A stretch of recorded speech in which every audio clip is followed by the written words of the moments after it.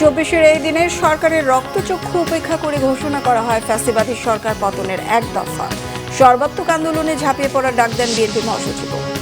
টাঙ্গাইল পৌরসভায় সেতু নির্মাণের পর ৮ বছরেও শেষ হয়নি দুপাশের সংযোগ সড়ক আর মাটি ভরাটের কাজ। চরম ভোগান্তির শিকার কালীপুর ও পাতুলিপাড়ার মানুষ।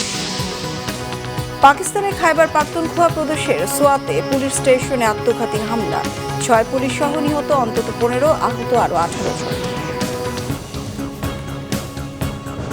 সংবাদ শিরোনাম দিচ্ছিলেন, এবার বিস্তারিত। ২৪শে ৩রা আগস্ট বা ৩৪শে জুলাই এদিন সরকারের রক্তচক্ষু উপেক্ষা করে কেন্দ্রীয় শহীদ মিনারে জড়ো হওয়া লাখো জনতার উপস্থিতিতে ঘোষণা করা হয় ফ্যাসিবাদী সরকার পতনের এক দফা দাবি। দলের নেতাকর্মী সহ সাধারণ জনতাকে সর্বাত্মক আন্দোলনে ঝাঁপিয়ে পড়ার ডাক দেন বিএনপি মহাসচিব মির্জা ফখরুল ইসলাম আলমগীর। অন্যদিকে কারফিউ জারি রাখে ফ্যাসিস্ট সরকার।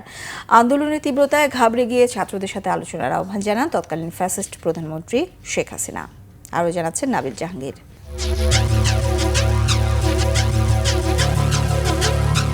২৪শের রক্তাক্ত জুলাই ৩১ পেরিয়ে ৩৪শে পৌঁছেছে। সারা দেশে অসহযোগ আন্দোলন তখন তুঙ্গে। ফ্যাসিস্ট বাহিনীর গুলির সামনে বুক পেতে দেয়া ছাত্র জনতার দুর্বার প্রতিরোধে লেডি হিটলার নামে পরিচিত শেখ হাসিনার গদি ততদিনে টলতে শুরু করেছে। আর মাত্র ২ দিনের মধ্যেই দেশ ছেড়ে ভারতে পালাতে বাধ্য হবেন শেখ হাসিনা। বিপদ আঁচ করতে পেরে গদি বাঁচাতে মরিয়া হয়ে ওঠেন শেখ হাসিনা আর তার সরকার। হার্ড লাইনে ব্যর্থ হয়ে এবার মাঠে নামানো হয় আওয়ামী লীগের সফট পাওয়ার। এদিন গণ আন্দোলনের বিপক্ষে রাজধানী সহ সারা দেশে মানববন্ধন করে শান্তিকামী চিকিৎসক ও নার্স সমাজ, সাধারণ শিক্ষার্থী মঞ্চ, মুক্তিযোদ্ধার সন্তান, পেশাজীবী সমাজ সহ নানা নামের আওয়ামী দোসর সংগঠনগুলো। জনরোষে আতঙ্কিত হয়ে পড়ে সরকার। কারফিউ অব্যাহত রাখার ঘোষণা দেন তৎকালীন স্বরাষ্ট্রমন্ত্রী আসাদুজ্জামান খান। রাষ্ট্রদ্রোহী কাজে সবসময় ব্যস্ত থাকতো জামাতে ইসলাম এবং আমাদের বিএনপি, তাদেরই আসন্ন পতনের শঙ্কায় দিশেহারা শেখ হাসিনা গণভবনে ফ্যাসিবাদের দোসর, পেশাজীবী সমন্বয় পরিষদের কেন্দ্রীয় নেতৃবৃন্দ, সরকারি বেসরকারি বিশ্ববিদ্যালয়ের উপাচার্য ও শিক্ষক এবং কলেজের অধ্যক্ষদের সঙ্গে গণভবনে মতবিনিময় করেন। ছাত্রদের সঙ্গে আলোচনার ইচ্ছা প্রকাশ করেন তিনি। আমি তাদের সাথে কথা বলতে চাই।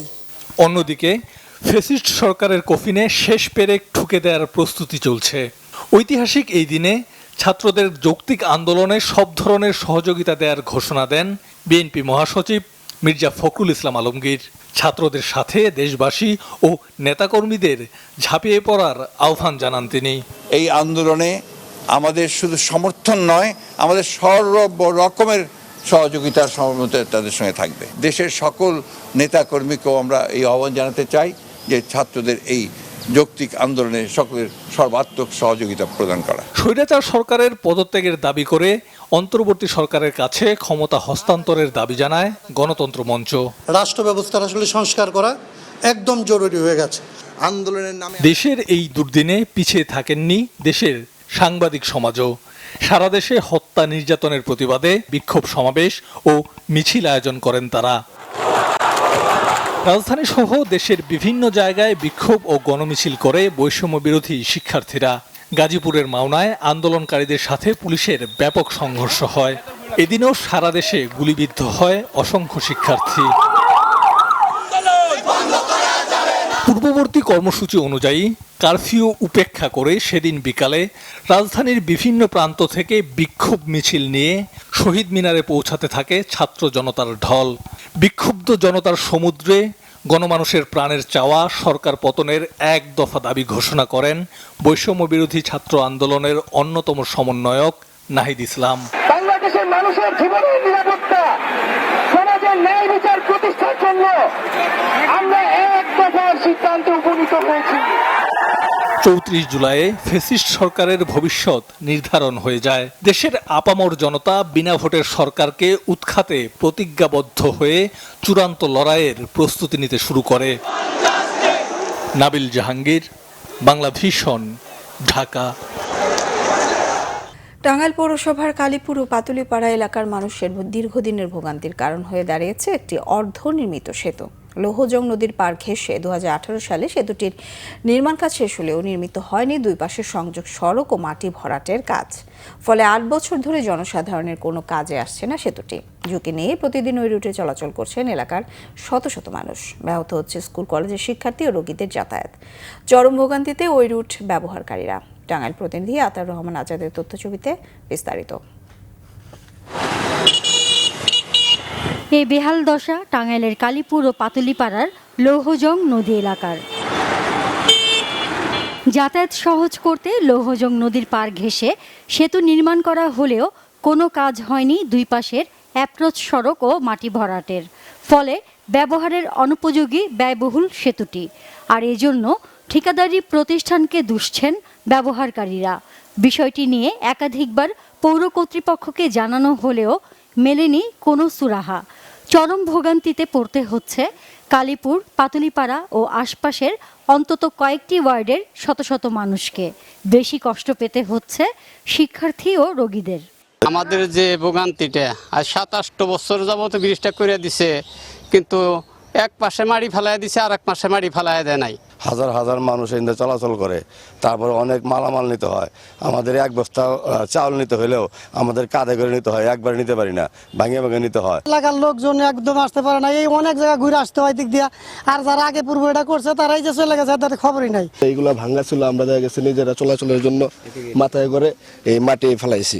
মাটি ফেলাই এনে দেখা গেছে নিজেরা কোনো রকম ভাবে চলাচলের জন্য রাস্তাটা কোনো রকম ভাবে ঠিক করে নিছি। সরকারের কাছে চাই যে আমাদের এই রাস্তাটা একটু মেরামত করে দেখ, আমাদের ভয়রাবার জন্য সুযোগ করে দেখ, কারণ আমরা তো বাঁচতে চাই। বাঁচার মতো ব্যবস্থা পৌরসভার কাছে, এটাই আমাদের কাছে দাবি। এদিকে এ বিষয়ে ঊর্ধ্বতন কর্মকর্তাদের সাথে আলাপ করে ব্যবস্থা নেওয়ার আশ্বাস দিলেন পৌরসভার উপসহকারী প্রকৌশলী।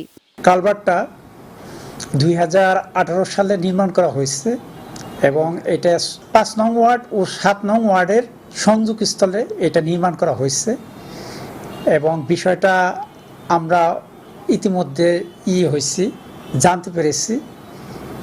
আমরা আমাদের স্যারদের সাথে এই বিষয়ে কথা বলে আমরা পরবর্তী পদক্ষেপ নেব যাতে জনগণ উপকৃত হয়। দুর্ভোগ থেকে মুক্তি পেতে মৎস্য ও প্রাণী সম্পদ প্রতিমন্ত্রী এবং স্থানীয় সংসদ সদস্যের জরুরি হস্তক্ষেপ চেয়েছেন ভুক্তভোগী দুই এলাকার মানুষ। সংযোগ সড়কের কাজ দ্রুত শেষ করে সেতুটি চলাচলের উপযোগী করার দাবি তাদের। Bangla vision news desk. আন্তর্জাতিক প্রসঙ্গ। পাকিস্তানের খাইবার পাখতুনখোয়া প্রদেশের একটি পুলিশ স্টেশনে আত্মঘাতী বোমা হামলায় 6 পুলিশ সদস্য সহ অন্তত 15 জন নিহত হয়েছে, আহত আরও 18 জন। রবিবার প্রদেশটির সোয়াত এলাকার কাবাল পুলিশ স্টেশনের প্রবেশপথে সন্দেহজনক হামলাকারী প্রবেশের চেষ্টা করলে দায়িত্বরত পুলিশ সদস্যরা তাকে বাধা দেন। পরে হামলাকারী স্টেশনের ফটকের কাছে বিস্ফোরণ ঘটায়। বিস্ফোরণস্থল থেকে এক ব্যক্তির কাটা মাথা উদ্ধার করে পুলিশ। মাথাটি সন্দেহভাজন আত্মঘাতী হামলাকারীর বলে ধারণা করা হচ্ছে। হামলার পরপর হতাহতদের দ্রুত স্থানীয় হাসপাতালে নিয়ে যাওয়া হয়। আহতদের মধ্যে 2 জনের অবস্থা আশঙ্কাজনক। বিস্ফোরণের সময় কাবালে শত শত মানুষের উপস্থিতিতে একটি প্রতিবাদ কর্মসূচি চলছিল। পুলিশের ধারণা ওই কর্মসূচিকে কেন্দ্র করে অপ্রীতিকর কোনো উদ্দেশ্য ছিল হামলাকারীর। এ পর্যন্ত কোনো গোষ্ঠী হামলার দায় স্বীকার করেনি। সুনির্দিষ্ট কারণ বের করতে তদন্ত শুরু করেছে স্থানীয় কাবাল প্রশাসন। এই ছিল এখনকার মতো। পরের সংবাদ সকাল 11টায় দেখার আমন্ত্রণ রইল। এছাড়া বাংলা ভিশন সংবাদ ও সংবাদ সংশ্লিষ্ট অনুষ্ঠান দেখতে ভিজিট করুন www.bbnews24.com ও facebook.com/banglavishnnews। সাবস্ক্রাইব করুন youtube.com/banglavishnnews। সঙ্গে থাকায় ধন্যবাদ সবাইকে।